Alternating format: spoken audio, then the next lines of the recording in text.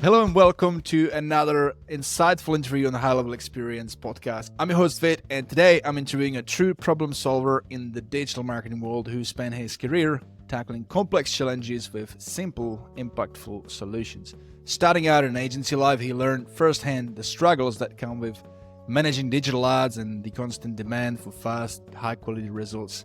But instead of just adapting, he took it a step further, co-founding UpHex, a game-changing tool that takes the headache out of Facebook ads and empowers agencies to deliver powerful results without the steep learning curve. Today, we'll dive into his journey from agency owner to software founder and unpack some powerful lessons for all of you high-levelers, agency owners and SaaSpreneurs. We're covering 3 must-know topics: why most agencies fail, how to create an irresistible offer, and how to build an agency that's actually fun to run. Please welcome to the show, Sam Carlson.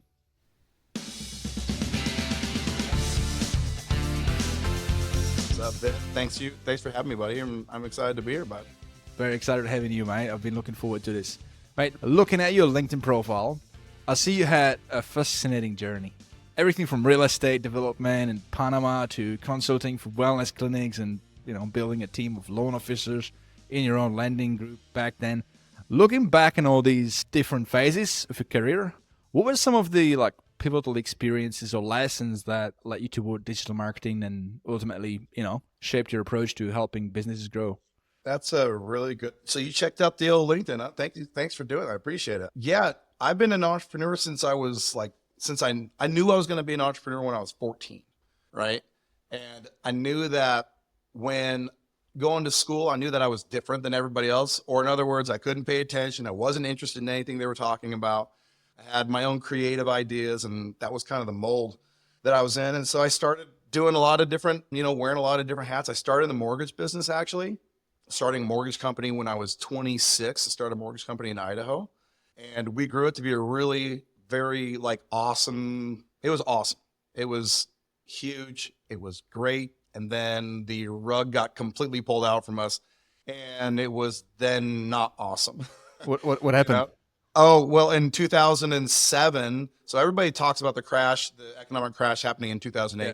The economic crash for loan originators happened in 2007.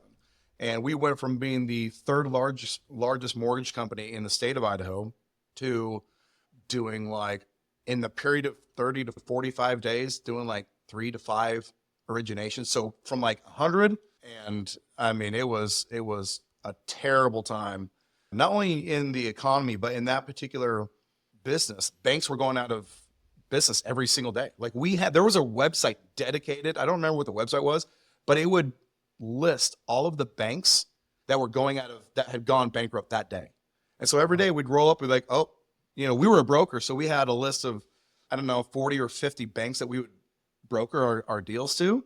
Right. And sometimes a dealer, you have to wait until they pay you out your deal, a part of the deal, right? Yeah, It was a complete upheaval of the entire industry. And we literally went from being 26 years old, incredibly successful, being practically homeless. Literally, I had to take my 4 kids and move into my parents' house, right? Wow. So, and those are the bumps and bruises I think a lot of entrepreneurs get. And I will say this, I have done a lot of things in my entrepreneurial career, and you asked a really good question, which was, were there any pivotal moments?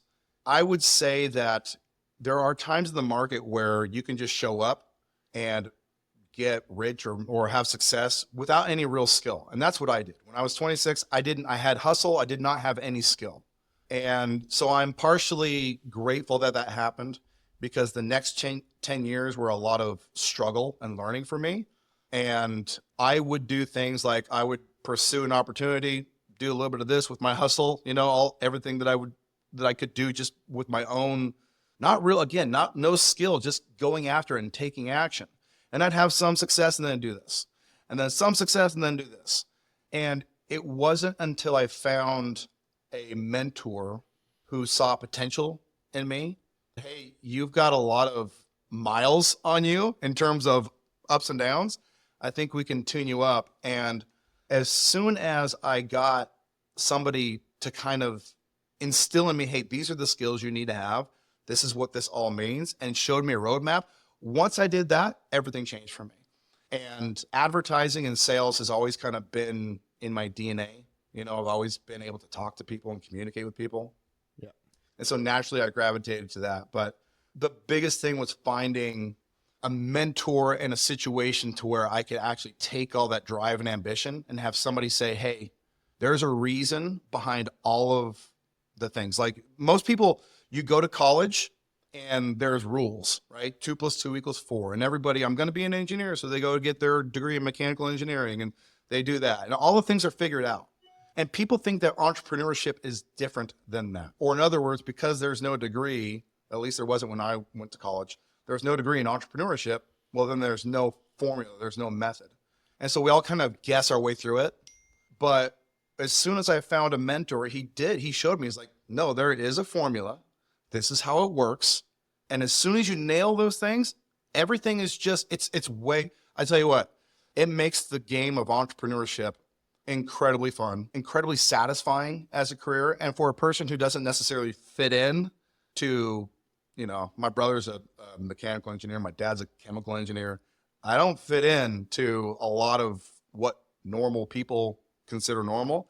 And so when you find that formula and the levers that really make the outsides, the asymmetric outputs, then it becomes a lot of fun. And you're like, oh, okay, cool. Now I know where I fit, if that makes sense. Yeah. Yeah. I mean, there's definitely like some key critical components to any business, like understanding your market and finding the right offer to fit the market. And I think that's a really good segue into what we want to talk about today as well, which is crafting the good offers. And I know I've been getting your emails. I know your email's pretty cool actually. Can we dive into that? I know you've recently done some really cool creative stuff with like sweepstakes for UpHex. Do you want to dive into that a little bit and maybe like start with like what do you believe goes into creating a good offer? Yeah, in the intro, we talked about what a lot of agencies do wrong, right? And so let's start there, and then I'll work you into the offer, because the offer really is, I'll tell you what, like in one sentence, I think it was either Seth Godin or Neil Patel who said, most people try to find customers for their products when they should be finding products for their customers. Yeah, much easier. And there's a guy named Harry Brown who wrote a book, The Secret to Selling Anything. And he said, selling is really easy. All you have to do is ask people what they want you to sell them, then sell them that thing. Okay? I'll give you one more analogy just to kind of frame this entire thing out. Perry Belcher, you know Perry Belcher? Yeah, I saw him on stage last year. Really yeah, Perry, awesome guy, super, and he's been in the digital marketing, he's been in the direct response marketing space for a long time, then converted over to digital marketing, of course. He has a really good metaphor of how to identify offers and audiences, all right? If you imagine a field of grass, paved walkways through the field of grass, okay? The paved walkways represent where offers currently exist. That's where people are walking. So how do you identify markets or rather gaps and opportunities? You look at the field and you see where the grass is already matted down. Or in other words, where are people already walking and wanting a shortcut? That's really good. I like that. Yeah, it's a good exercise to say, hey, because what you're doing wrong, and whenever I see a post in the HighLevel group, I saw one today of somebody saying, hey, I've been doing this for 3 months and I'm getting no clients, blah, blah, blah, blah, blah. They always follow the same pattern of what Seth Godin said, is they're trying to find customers for their product. If you actually Google this, if you Google, why do most businesses fail in the first 2 years of business, you'll get a graph. And that graph will say like all these reasons. The biggest reason by far why businesses fail falls under the column of no market need. Okay. If you unpack that, which by the way, the two big things, the second one is cash flow, not cash investment or capitalization. It's cash flow. What is cash flow? Cash flow comes as a result of somebody buying your things. So those two things are 80% of the outcome. Or in other words, if the reason that people don't buy your offer is because they didn't see a need in it. You created a product that nobody wanted. And entrepreneurs are really very guilty of this. That is like their impulse reaction. We all are programmed software the same way I was for the first 12 years of my career. I was just going. There was no method to my madness. I was just following what I thought was a good idea of what to sell. I was creating products instead of trying to understand markets. And that's the true differentiator between the pro and the amateur. The pro researches the audience. The amateur just goes and looks for products. Yeah. And you know what? Like, I mean, high level is so incredible, right? And so most of us here jumping into high level, like it used to be traditional agency owners doing ads or whatever. And so we see it and it's like, it's so clear to us, like this is genius, like this, everybody needs it. Everybody needs to have it, right? So we think like we just need to push high level, like we just need to resell it. But that's not the right approach, like you said, right? You need to take it the other way around. Like I spoke to, and for those guys listening as well, like what you just said, it's, you know, really powerful, guys. Like these are the fundamentals. I'll just give you a case in point. Like I spoke to another agency owner who asked me about a branding, like a baker brand, I think it was called, and he wanted to focus on bakers, but he wasn't sure like how to approach it. And he was asking me about, you know, how you craft the offer and whether his, you know, name is good. And I said, like, why don't you like do it the other way, like the good old school way? Just go around, go to a local baker and just like have a chat with him. Like, I mean, see if you can buy them a breakfast, have a coffee with them. And another really good, you know, point to that is like a mate of mine, he runs an innovation center, like it's in Canberra Innovation Center. So they deal with government grants and they help new startups, you know, with get funding. And he came up with these 10 rules, like innovation rules, right? You always start with a conversation. And, you know, what High Level does, build a skateboard. So you have a conversation, they tell you what they need, and you come up with the first solution to it. And then you iterate based on feedback, as opposed to trying to like build something in behind the scene and then like, you know, 12 months in, you try and like push it into the market. And you also get like really like connected emotionally to it. Like it's almost like it's your puppy, right? So one of his other rules, he's got like, know when to kill the puppy.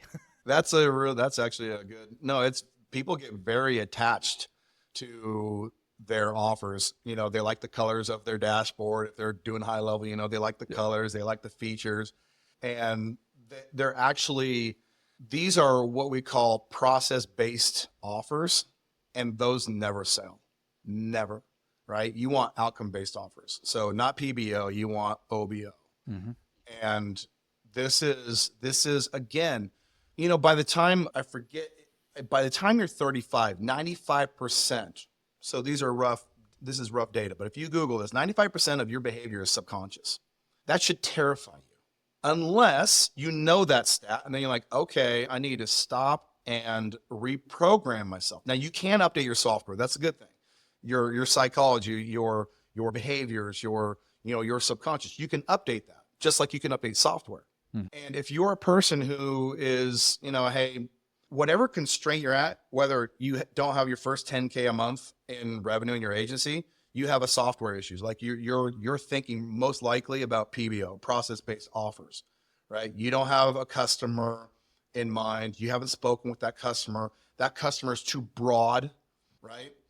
And that's generally what is affecting the people from 0 to 10K a month. Mm-hmm. Once you get to 10K a month, then it's just about adding more value and getting your outcomes closer to the pin, if you will. Right. The better off you are, the better your product, the more simplified your product are, then you can optimize for a lifetime value and retention, like keeping people longer. And that is usually relationship based. That's communicating with people, right? So there's different constraints at different points of your business, but man, people who are pre $10,000 a month in monthly recurring revenue, they are the equivalent of me the first 12 years of entrepreneurship. They're guessing, they're chasing products, they're going into like groups, whether it's my group or the high level group, whatever, and they're posting and looking for answers from other posters, right? And what you need to do is find mentors, find online people. Like this is a great idea. Like this is a good way to get exposed and find those people who have already done what you want to do, right? Go to those people. You know what the interesting thing is? When you find people like me, who I've built an agency to well over 100 customers, and then I built a software company. When you find people like me, we will give you all the answers. We don't care. Like, we are using that information to better our lives already. And what do we care? You want to know how to do this? Make offer-based outcomes. What does that mean? It means you find an audience and you ask them what they need, and then you create that like it's a gap in the market, like it's the matted down grass, right? And as soon as you can do that, then you'll start updating your software, becoming a better version of yourself over time. And before long, you really become bulletproof, right? And not like nothing can affect you, but hey, man, if everything got yanked away from me today, I'm okay. I know how to find the next matted down path in the grass. I'm good. Yeah, I love that. I think it also comes down to habits, though. Like, some people are just too ingrained in their old habits, and they find it really difficult to change them, you know? I heard like this really cool analogy about like changing habits, and following up what you said about the grass, I really liked. So the habits, right? Like, imagine like there's like this highway, like, 6 lanes, like it's really busy, and you used to just drive through that highway. And now you just want to like take a detour, like find a new route. So what you have to do, like you have to like smash through the barriers on the side of the road, right? You have to smash through them. And then let's imagine there's like this big like jungle, right? So the first time, like if you want to build your new path, you're gonna have to take a machete and like chop through trees and chop through the bushes. And it's gonna be difficult at the beginning. But then as you are walking through that path, it's going to be easier and easier every time you walk through it. And then sooner or later, actually behind you, the new bush is going to start to grow, and it's going to close up behind you. So now, as like the like the neural science, like how you like the brain pathways are like built, and new brain pathways are built, pathways, yeah. Right? So that's what it is. Is you just have to like add a repetition and trust the biology or the neurology or whatever. I'm not that good at this. Yeah, the neurology. Yeah. Do you know what I mean? Like, it's neural pathways are physical indentations in your brain. Yeah. Like, it's not this like visually. If you look, they are legitimately neural pathways make a dent in your brain, and you can change them. It's hard to do, but you can change them. And I would say the one neural pathway, if I were to say outside of getting mentored, the one habit that I got 10 years ago was every day I do this thing called windshield time. So you work from home. Is that right? No, I've got a dedicated office. Okay. I work from home, and I have for a long time. Nice. Right? It means I don't have the same like hang around with people or whatever. And so I go on this thing. I don't do a commute. I go on this thing called windshield time. And every day I'll get in my truck at the same time, just about, and I'll go on a drive, and I listen to a book. I listen to a podcast. I do something around the things that interest me. So business, strategy, marketing, sales. And I listen to a book. I'm reading Travis Sago's book right now, Pre-Selling. That to me is what I do every single day. And I do that for an hour a day. And I get to the point now to where I can't not do it. Do you just drive her anywhere? Like, you just know, drive? I have a route. I drive down. There's a coffee shop in town. I stop in, I say hello. I go out, I go through a mountain pass, and I come back, and sometimes I hit the car wash, and sometimes I don't, and then I just come home. I like that. I mean, a lot of people walk, but that's the first one. For me, when you get in the car, now it's funny because when you say this, it's like, trust me, I'm being very safe. It's almost hypnotic in a way. Like I'm able to remove a lot of the distractions. Like, I could stand here at my desk and listen to Travis's book. I will get distracted. Guaranteed. Doing it that way, I do not. So I heard this really cool thing from a friend of mine. She's a psychologist, and she treats people with this therapy called REMDR. It's basically tapping into your left and right hemisphere when you try and deal through some issues, and it gives you this light bar, and it's just light bars go left and right, and that basically like keeps activating left and right hemisphere. She said to me, when you walk, it's the same thing. And so it's not just like a thing. Don't just think of it like to deal with some mental issues, but it's also to kind of reconcile with your thoughts. And she says, I mean, that's what happens when you walk. I mean, remember last time when you went for a long walk, the best ideas come up. Like, you just walk, you like, out in the nature, ideally, no distractions, and you start to like think about your business or some problem that you were dealing with in your business, trying to come up with a better strategy, and now suddenly like it just comes to you. She says, because left, right, you're using left leg, right leg, left leg, right leg. And it just, in your brain, kind of like reconciles. So that's another really, interesting thing. You have to which that's awesome. I actually wrote it down. I'm going to look that up now. You have to understand like your success in business is going to be a multiplication of your skills, right? And so if you really do want to be an entrepreneur, you have to right now, if there's one thought that you need to cement inside your brain, it is, this is based on how good and skilled and educated I am. The better you are, the smarter you are, the more skills you possess, you will get better. And by the way, skills are not using high level. That's not a put down on a high level. I mean, it's not learning the technical use of a software. It's learning, why would I use this software? Okay. So more strategic. It's strategic. It's like, okay, what do I identify into the marketplace that my knowledge of this tool can satisfy this need in the market, right? So your skill to, do stuff in high level, that is not skill. Your skill as an entrepreneur is understanding a marketplace and then finding the tools that satisfy the needs and how you can put those things together. That's really how you're going to be judged ultimately in the market. And the market doesn't lie, right? Yeah. And at this point in time, every product will bring. So HighLevel brought a new opportunity, which was white labeling a software that is robust and that you didn't have to pay a developer team to build yourself. So now you can go to a customer and be like, hey, this is my software. Well, the problem with opportunity niches like that is a tactic known as a tactic blown, right? And so when you go to your local chiropractor and you're like, hey, I got this software, they're going to say, is it high level? A high level? Yeah. Like, a tactic known as a tactic blown. Now that's honestly like a strike against you. Okay. Because if the next answer is yes, but you don't have any strategy that backs up how you're using high level, you're done. You're dead in the water. I also think I'm actually thinking about, embracing it like full on. I think Jason Rule does it as well. Or not Jason Rule, from Formwise, what's his name? Javier, Formwise, and Jason. Jason, yeah. So he was on the episode and he says like Elite Dragon, right, is their CRM. Yeah. And they have powered by high level, like they embrace it. I really like that, like actually embrace it, because now tactic known, tactic blown, like actually, and I've come across that as well, more and more businesses know about high level. So why would you try and hide it and like pretend and bullshit people? Actually embrace it and say, we are expert at this and it's powered by high level. But you say what your specialist, you pitch your expertise, and then you don't have to hide that it's built on high level. You actually make it your superpower, Yeah. Yeah.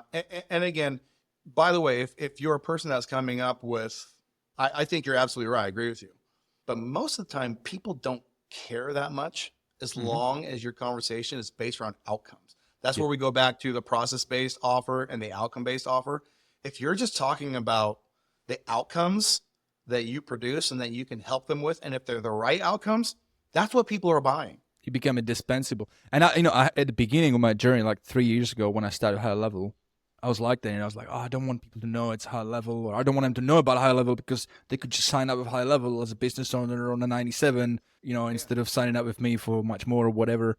But Jesus said it, the clear distinction is you don't sell it on, because it's just a commodity otherwise. You have to sell it on your know-how and your expertise, and that's what's going to draw them to you instead of thinking about it and comparing you just purely on software. Right. Now, you said to me 3 things you wanted to talk about in this interview. One of them was, like we talked about offer, but the other 2, why most agencies fail.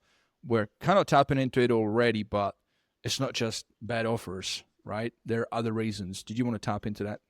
Yeah. So it is really not choosing a marketplace. And I have heard people disagree with me on this. I have never heard a person who runs a really successful agency disagree with me on this. I've only heard the people who don't have, I think it's discipline. I don't know what it is, honestly, but I'll share this story with you. Mm-hmm. When I started my mortgage company, we started there, right? Before I started my mortgage company, I worked for a bank called M&T Bank. And I worked in that bank because my friends said, hey, if you become a loan originator, we'll send our deals to you. And that means I have a built-in supply of sales. I just got to do the deals. I've been making a great living. So I got licensed. I started being a mortgage originator, and I went to my friends. I'm like, hey, let's go. No deals, right? And I was like, we're going to have some deals. And they're like, oh, well, as soon as we get some, or they're with other lenders or whatever, it didn't matter. I didn't have any deals, right? So here I am.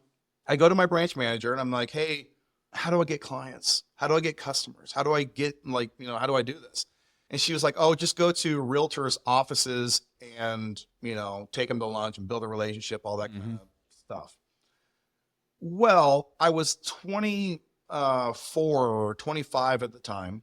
All of these people are seasoned in their careers. They don't want to send any of their deals to me. So I spent 2 months taking people out to lunch, doing all that kind of stuff and getting zero deals, like zero, nothing.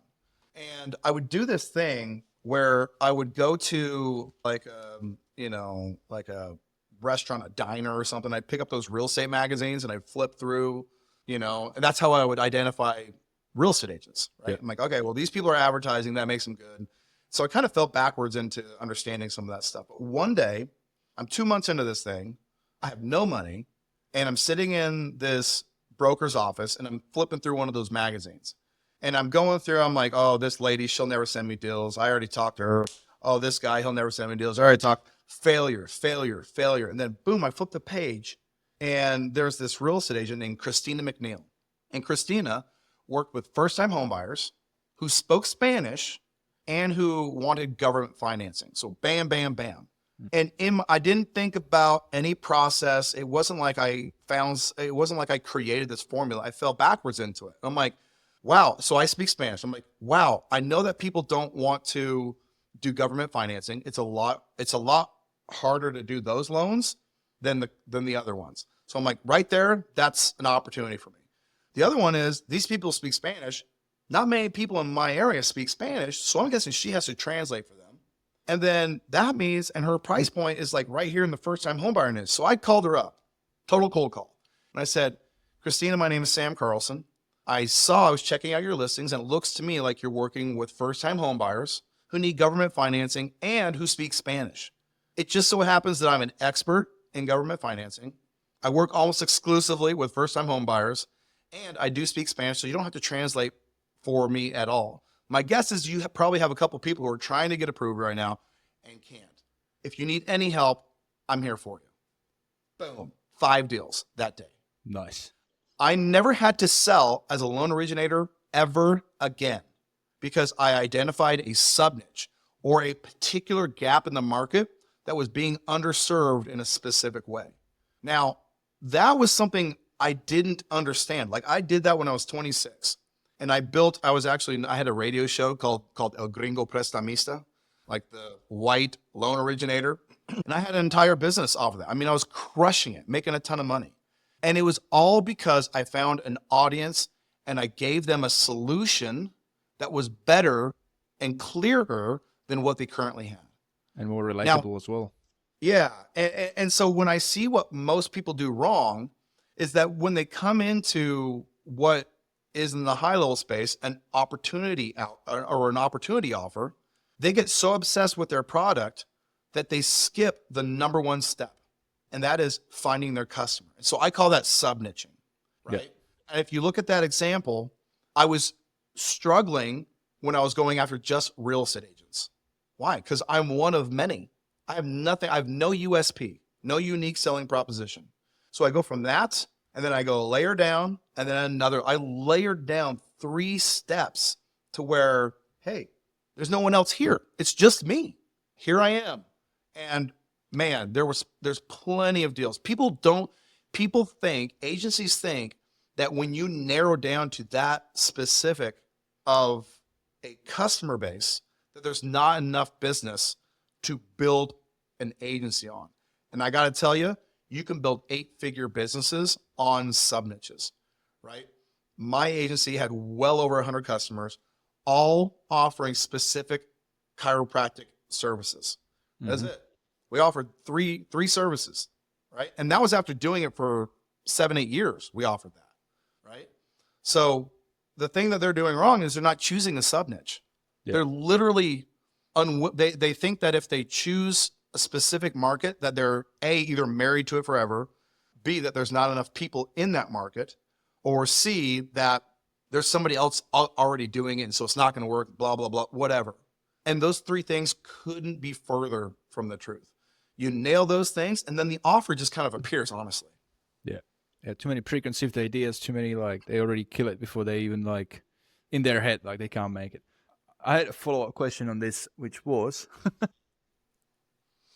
yeah, so, not only, like you said, I mean, not only it's going to be easier to have the right offer when you go that deep, that niched, but, I mean, your marketing, the messaging, everything is just so much more cost-effective, isn't it?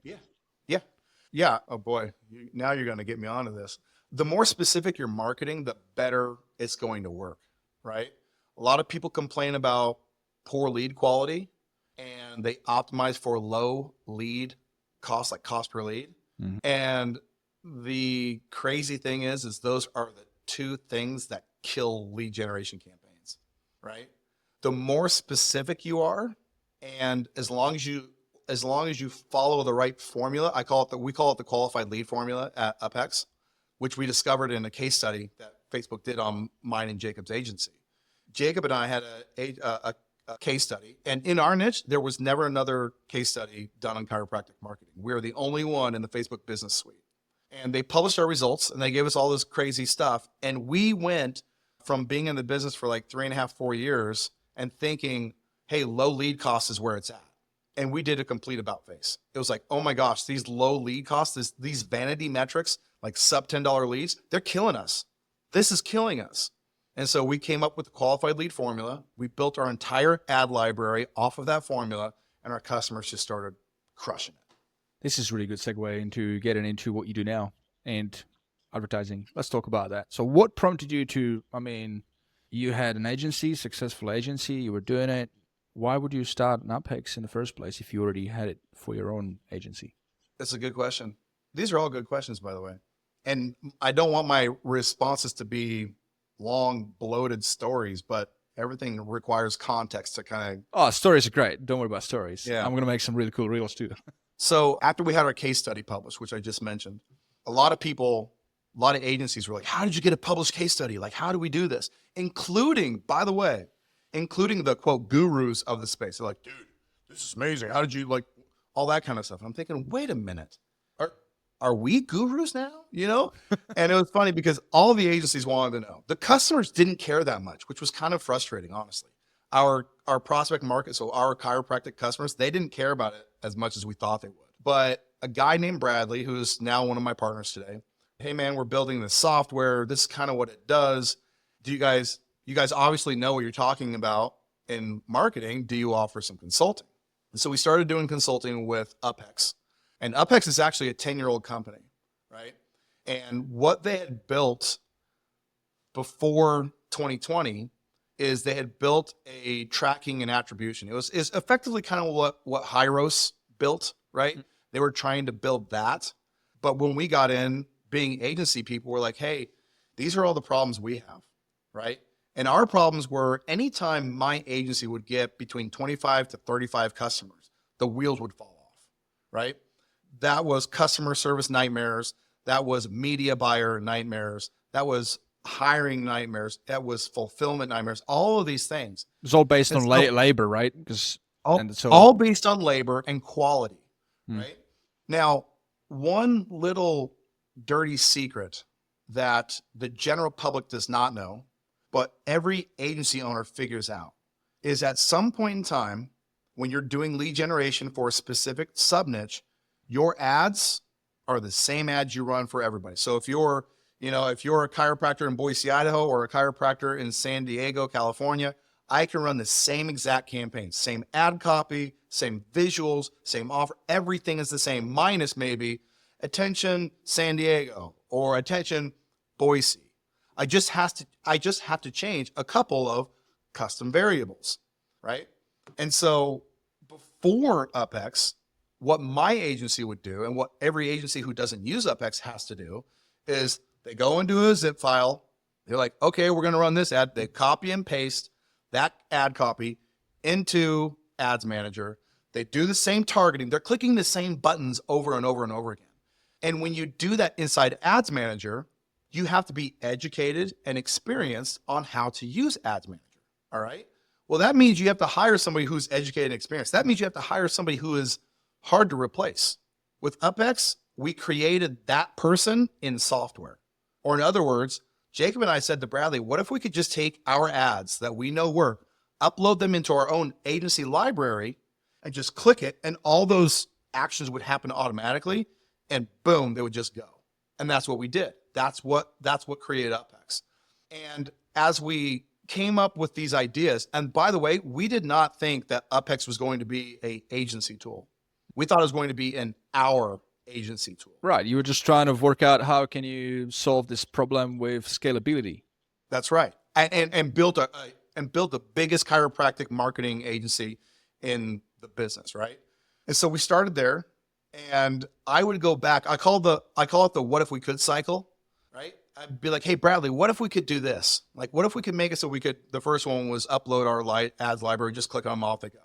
And then what if we could do it so instead of having to go into Ads Manager, we didn't have to do any of that. We just could do it from here.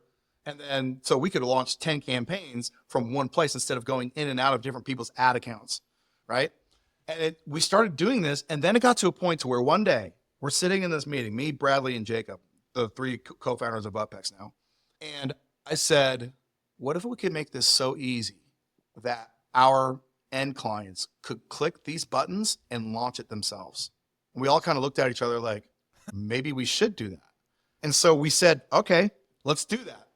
And we started doing that like 2 months before the pandemic happened. Okay. The pandemic happens, and now it's like, oh crap, what are we going to do now?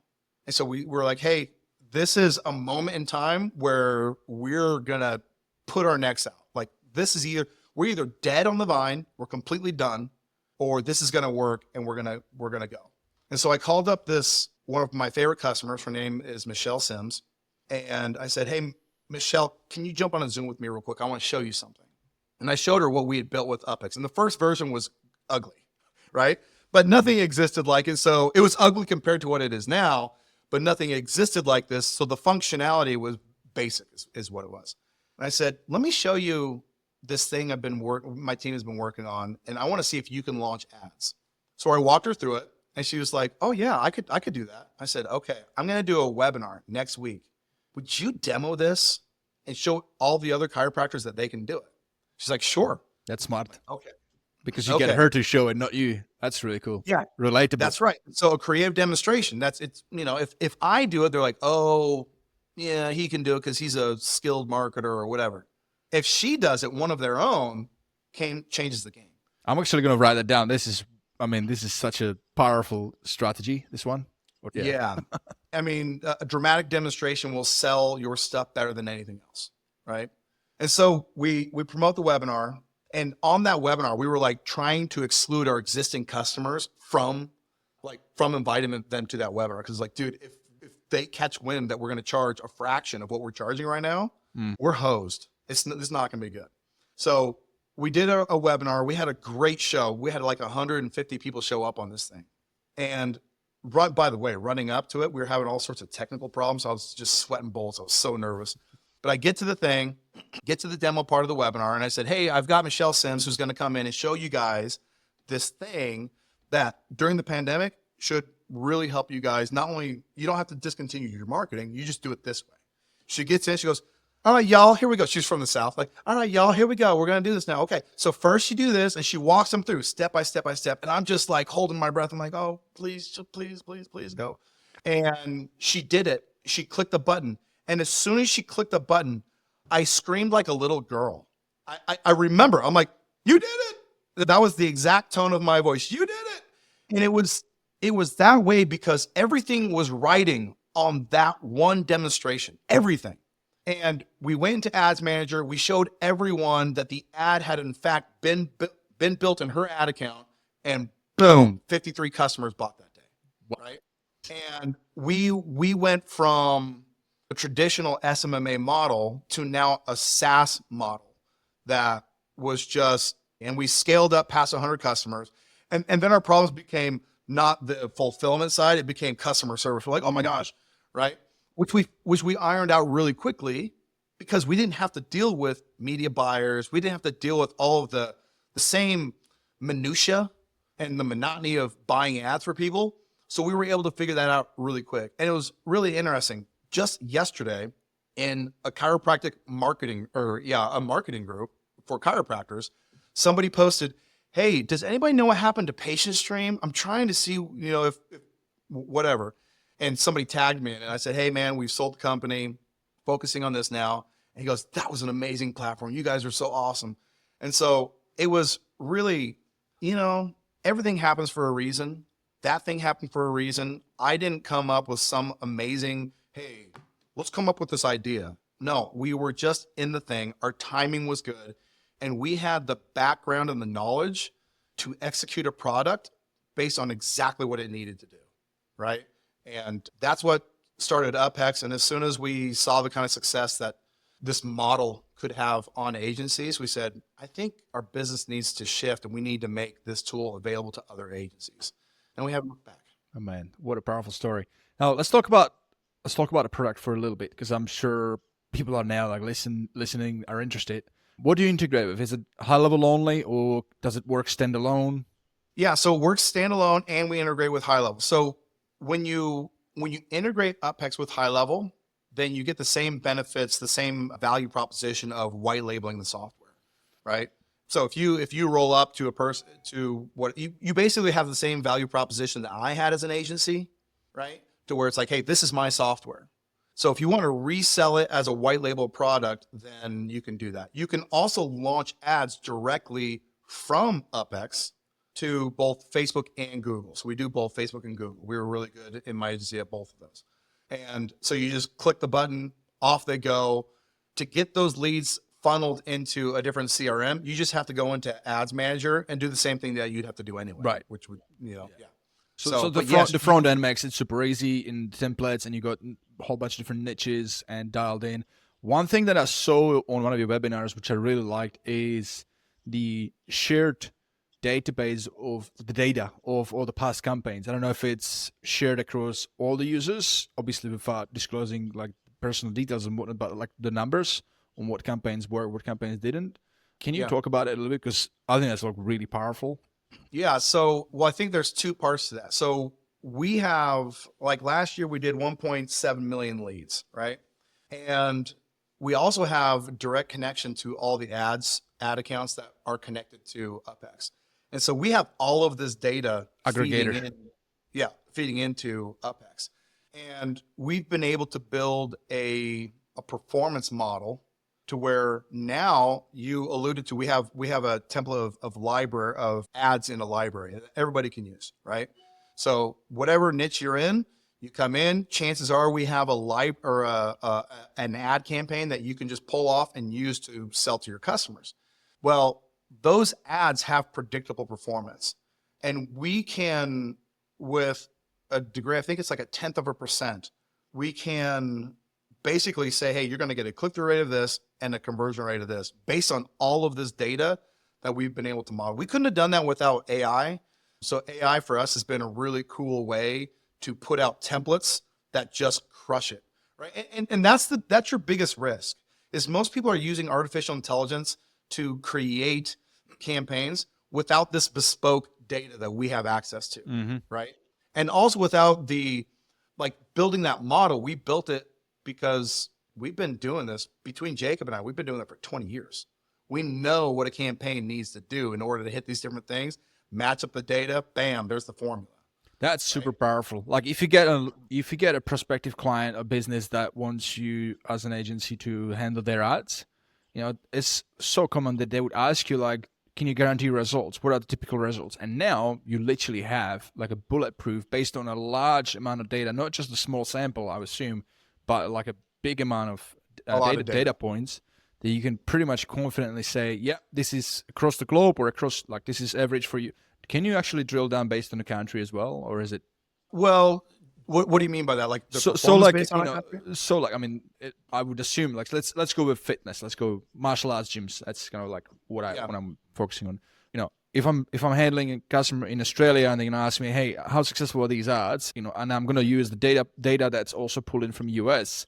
I mean, granted, it's probably gonna be similar. There's not that much difference, but there might be some nuances in terms of cultural differences, especially in like non-Western countries. I don't know, like if you're gonna advertise in India for a martial arts gym, things like that. So you might not want to be using, Yeah. you know what I mean? There might Yeah. be some difference. This is just So me nerding out on this stuff, by the way. no, so the data that we're using is across all the ad accounts, regardless of where they're at. Right, so you get an average. Yeah. Now we build these campaigns to our qualified lead formula, right? So that's the other thing is we build the campaigns. Like if you get a template in UpHex, baked in to that template is a 10 to 20 formula, right? 2% click-through rate all, 1% link click-through rate, and a 10 to 20% conversion rate. That is the formula that you need for lead generation when you're working with local companies. That's the formula. That's what we figured out in that case study, right? And but all of the crap that we had to guess around for 4 years in my agency before that case study, whether it was targeting, whether it was like all these things, users get on the first day. Like they get that into their campaigns on the first day. So we actually don't leave. You can build your own. You can build your own campaigns in UpHex. You can, you know, and a lot of experienced agencies just bring over their existing ad library, and that's what they just put it into UpHex, right? And they templatize their marketing that way, standardize it. Yeah. But if you're new, and we got a lot of new people. I mean, we have new people coming in the first week, and they're getting results for their customers because all of the stuff that they should have done, they didn't have to learn in a Facebook ads course. It's into the template already, right? That's excellent. So the performance, the targeting, the creative, the offers, all of that stuff is figured out and baked into the entire UpHex library. And when you come into the library, everybody has access to those, right? And this is touching on your point here. Let's say you're in the gym niche. I'm gonna go to the gym category. We probably have 30 or 40 campaigns for that, I'm guessing. We definitely have a lot. So you're gonna go into that, and then you're gonna say, okay, cool. I'm gonna import these into my library, right? And because I'm in Australia or New Zealand or whatever, wherever I'm at, I'm gonna change some of the language. And this is common sense, right? Yeah. This is not Of like, course. hey, you gotta fine tune it a little. You can't just like, Yeah, it's like, hey, when we see ads in Australia, they usually look and sound more like this. Do that. Keep the integrity and the proposition, the offer of the campaign, and you're good. Like it's not hard to do. Yeah. Right. I really like Alex Ramosi. He has this strategy, and I think it's the 100 Million Leads book or the Offers book, one of those books, probably the Offers. And he talks about like using different wrapping. So he's got, you know, the templates for his ads, and it's the same concept. Yeah. He's just got like a spreadsheet or something and just adds a little wrap, different angle, but it's the same thing every time. It's just little angles. We used to do a lot of event marketing pre-COVID in my agency, and it would change based on the season, right? Mm-hmm. So if the offer was like, I don't know, let's say like a dinner workshop for new solutions to knee pain or something, we would say like New Year's special or Valentine's Day special. It's the same thing.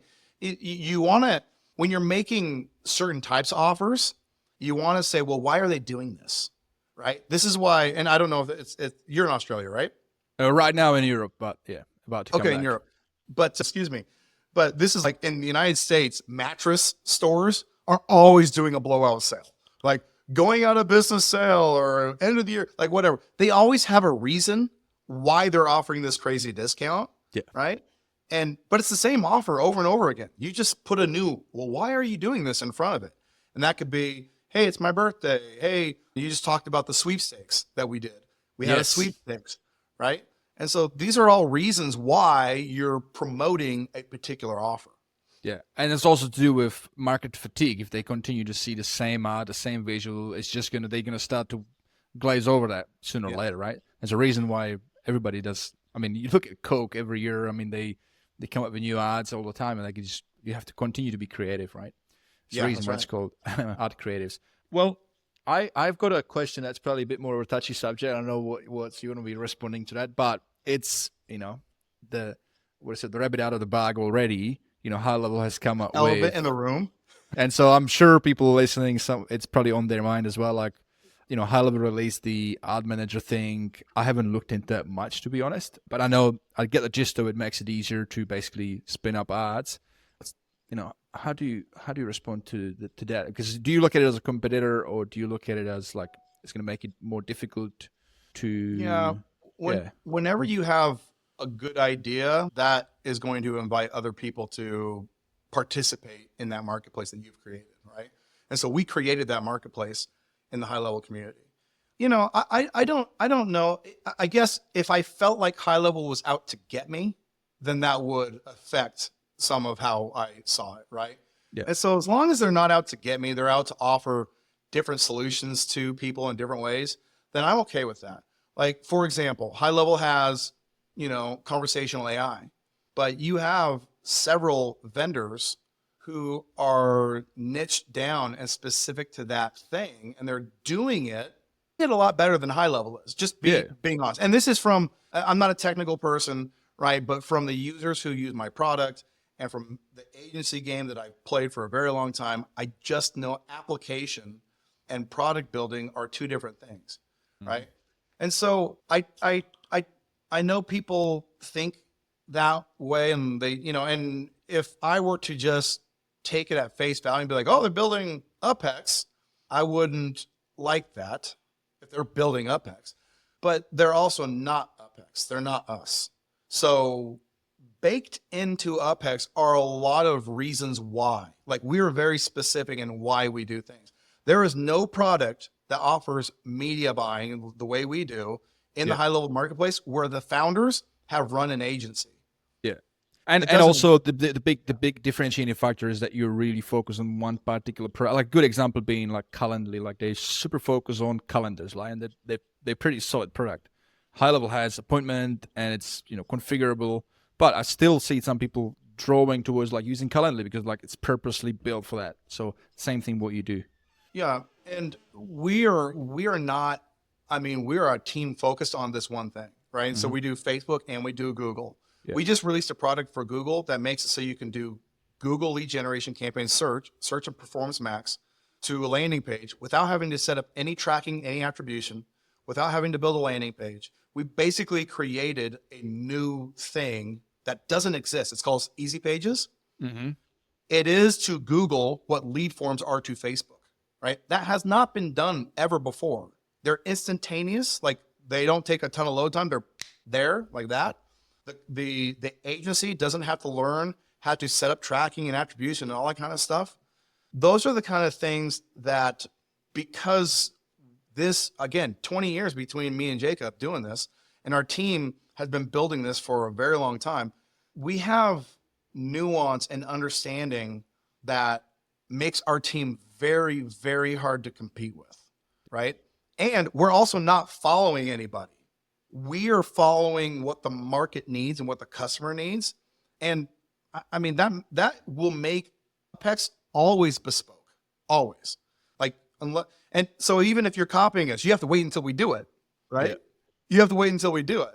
And we do so many things where it's like, dude, if I can't earn and we don't charge hardly, compared to what UpHex makes people, we charge nothing. So if I can't earn the amount of money by giving you the best solution to this problem, then I guess we're cooked. But I don't see it like that. We have more outcomes than anybody. I mean, you go look at case studies for days, right? In fact, I got a backlog of case studies I need to go back, and we met all these awesome users at Level Up. This one guy, I'm like, hey, how many users you got? You'd think I would know. Like, oh, we got 400. I'm like, who are you? See these people in the coffee shop. It's like, oh, hey, Sam. I'm like, oh, yeah, awesome. Yeah, we got over 100 customers on your platform. I'm like, who are all these people, right? And so we just show up every day. We have an awesome team. We care about our community, and we're not going to stop doing that, right? So, and we're working on things right now that are unique ways to play this game. We will always reinvent how to do lead generation. Easy Pages is a good example of that. You know, people are like, whoa, how you guys just reinvented Google ads. We're not going to stop doing that, right? Yeah. So it's exciting, I mean, for me as a SaaS, SaaSpreneur, agency owner, this is exciting because, I mean, I'm a big fan of building automations and like smart campaigns and all that, nurture campaigns and all that. But you need the critical thing, which is traffic, right? There's so many different really good strategies, referrals, whatnot. But paid ads is one of the most fastest, most like instant ways you pay for it. So what I really like about that is, I mean, we still help some of our customers and handle their ads, but the ability to know, okay, you know what, we have this solution in our back corner that's going to allow us to scale this so we don't have to do this labor thing and, just teach our customers and turn more into an educational model as a business where we educate our customers to help themselves on the back of this powerful platform, on the back of all our snapshots and everything that we do. Is just better business. Somebody said to me, like, this really simple scale, like when you're running a business, like you want to have a business where the customer is happy because they get tremendous amount of value, but you're also having fun because it's scalable, it's profitable, and it's not labor based like ours to a unit of how much you get paid. And when you can have that, that's the business you want to have. You never want to be this way or this way. Yeah, I know it sounds nerdy. We're super passionate about direct response, about paid advertising. Mm-hmm. We love advertising strategy. I mean, I hate to say this, but many nights I have a hard time falling to sleep because I'm thinking about something, right? And I wake up thinking about it. And so that level of focus and you're passionate. And I cannot turn it off.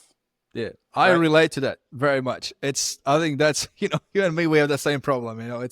Sometimes it's actually too much where I just have to like roll a small blunt and just like switch myself off because I routinely go to sleep to television because I cannot turn my brain off. Yeah. I'm like, I gotta watch something that just will stop this from going. So I don't know. I love what we're doing. I love helping agencies. There's nothing more satisfying for me than watching, like in the last month, I remember a couple of people come in. It's like one guy, I forget his name right now. Wish I could remember his name.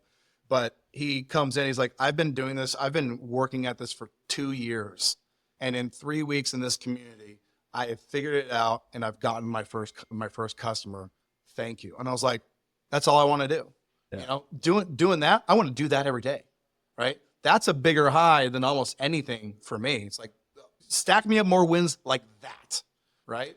So, and I think I partially, because the pain of the 2 years, I very much identify with. I know exactly what he was going through, what he was thinking through those 2 years, how he was feeling like maybe I made a bad choice to, like, why did I decide to become an entrepreneur? Or why did entrepreneurship choose me?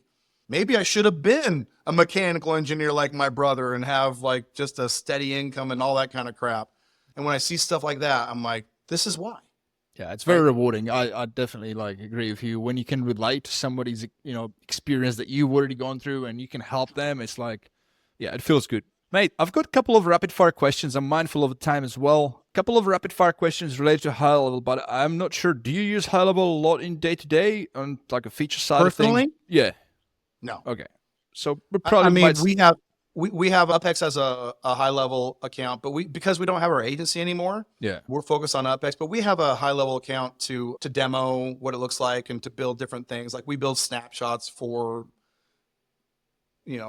this model and that kind of thing, but not operating an agency day to day anymore. We'll probably skip that. It's just like a couple of rapid fire questions. One of them is obviously like if there's a particular feature that you're like super excited about that just came out, if you had one, but otherwise we move on. Yeah, no, nothing. No, only UpHex. All right, well, mate, I think we've covered UpHex pretty well. So for those listening, for the folks that are listening, that this is a no-brainer. And by the way, we didn't even tap into the capability to white label it, so it's so many opportunities. Do you want to do a quick pitch for this, like how people find out about this? Yeah, so if you're interested, go to HighLevelExperience.com/UpHex, right? We offer a free 14-day trial. You can try it out. When you get into that free 14-day trial, You get access to the entire library. So if you're thinking to myself, hey, I want to maximize those 14 days, you'll get in, you'll have access. You can sell those during your 14 days. We've had a lot of people come in and never have to technically pay for UpHex because their customers pay for it within that 2-week time frame. We also have a free course in there called Lead Gen U, which I don't jump into teaching you Facebook ads and Google ads the way that I had to learn them. It's like, no, learn the anatomy of offer creation, of advertising, of lead generation. Learn that in an 8-hour course. So you can sit down in a weekend, go through that course, and then have the knowledge how to do it, have how to get clients, have all the stuff that you need to know for this model. And that's included in there as well. Perfect. So, and we give you a snapshot in there if you want to use that snapshot, but 14 days free, HighLevelExperience.com/UpHex, and give it a shot. You won't be sorry you did. Man, this is awesome. And guys, I've just decided I'm going to sweeten the deal. Here's what we're going to do.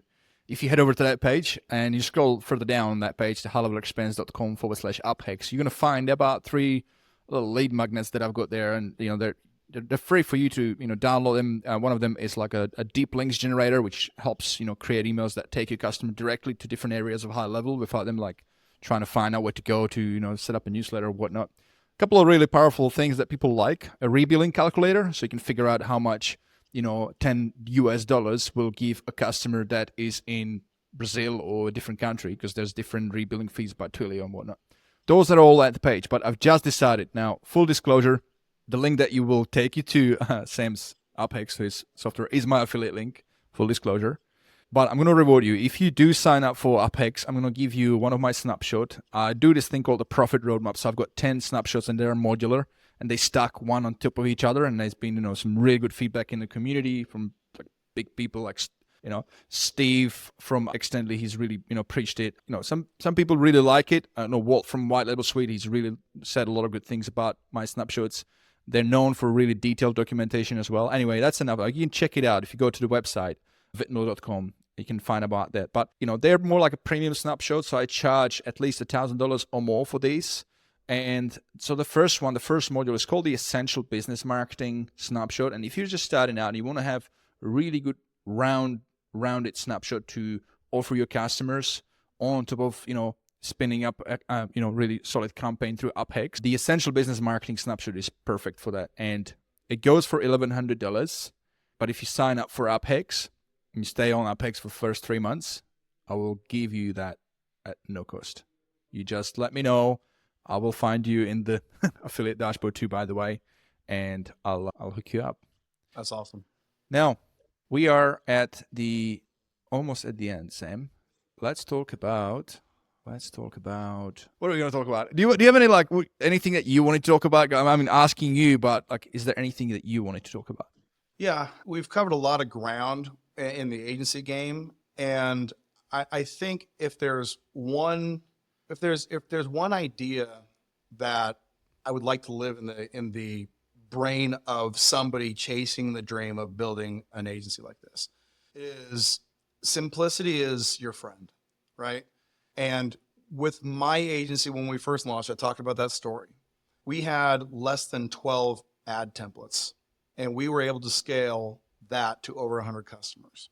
We now have several people who have take home of 5 figures per month in their agency with an ad library of less than 6 ads, right?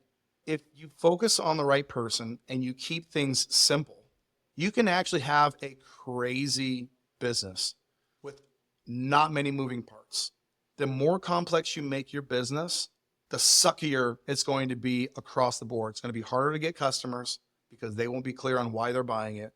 It's going to be harder to fulfill because you'll have too many points of support, both technical and human, and you just are watering down what you can do. So make a list on the outcomes that your customers want, pick one, and then match up what you're trying to do. And I will say, not that I need to plug UpHex, I think the one reason why you're excited about ads and why you talked about traffic being such a big part of this is the one thing that we know about every business is they all want more business. And the only way to do that is two things. Spend money to buy impressions and do it on proven ads, and you don't need that many. So build a small library of ads, build it once, sell it 1,000 times. That should be the takeaway for this whole thing. That's perfect. And I think we can close in on that. Rock and roll.